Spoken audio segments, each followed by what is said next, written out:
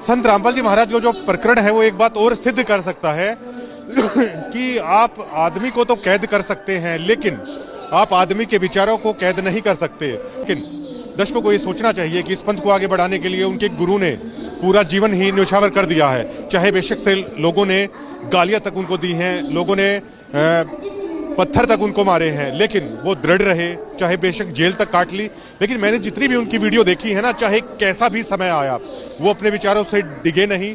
और बिल्कुल जो खरी कहने वाले, शायद पहले ऐसे शख्स मैंने अपनी जिंदगी में देखे हैं जो बिल्कुल खरी कहने वाले हैं, चाहे सामने वाले को अच्छा लगे चाहे बुरा लगे, सत्य को सत्य की तरह कहने वाले कोई शख्स अगर हैं तो संत रामपाल जी महाराज विश्व के उन प्रमुख लोगों में से सबसे अग्रणी होंगे।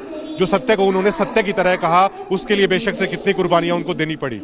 और जो भक्त है उनको सोचना चाहिए कि संत रामपाल जी महाराज ने कितनी कुर्बानियां हैं वो उनके लिए दी हैं। धन्यवाद।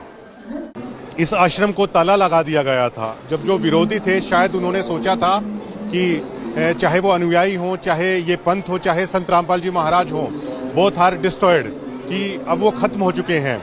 लेकिन जेल में रहने के बावजूद भी संत रामपाल जी महाराज की विचारधारा को कैद नहीं किया जा सका। और उसी का परिणाम था कि जो केवल कुछ सैकड़ों भक्तों से, इसी करोथा आश्रम से जो उन्होंने अपना ये मिशन शुरू किया था, आज वो करोड़ों लोगों तक है, वो जा चुका है।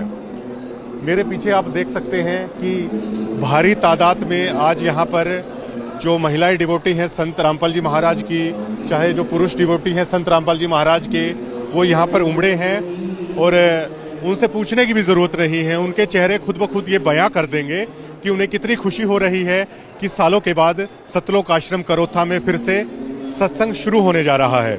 और सतलोक आश्रम करोथा इसलिए भी स्पेशल है क्योंकि यहीं से वो नींव पड़ी थी। और अभी वो कह रहे थे भगत जी की एक झोपड़ी यहाँ पर डाली गई थी और उस झोपड़ी से शुरू हुआ ये कारवां आज करोड़ों लोगों तक जा चुका है। और संत रामपाल जी महाराज का जो दूसरा अवतार आया है ना, दूसरा अवतार मैं ये बोल रहा हूँ कि जो इस दरमियान संत रामपाल जी महाराज का जो प्रकरण है वो एक बात और सिद्ध कर सकता है कि आप आदमी को तो कैद कर सकते हैं, लेकिन आप आदमी के विचारों को कैद नहीं कर सकते। और सोशल मीडिया के दौर में जहां पर इंस्टा है, फेसबुक है, यूट्यूब है, ट्विटर है, इतनी सारी चीजें हैं, उस दौर में तो कतई भी आप कैद करके नहीं रख सकते। शायद उसी का परिणाम है कि जो संत रामपाल जी महाराज तो बेशक से जेल में हैं, लेकिन जो उनके विचार जो घूम रहे हैं, जो घर घर तक पहुंच रहे हैं, उसी का परिणाम है कि आज करोड़ों में संत रामपाल जी महाराज के अनुयायी हैं। ना केवल हरियाणा में हैं, बल्कि पूरे देश भर में उनके नाम का डंका बज रहा है। विदेशों तक संत रामपाल जी महाराज का नाम है, वो जा रहा है। और इन भक्तों का विश्वास है कि ये लगातार, ये पंथ ये लगातार बढ़ता ही जाएगा। सर साहिब जी, आपने वीडियो देखी, आपकी जो भी राय कमेंट करो।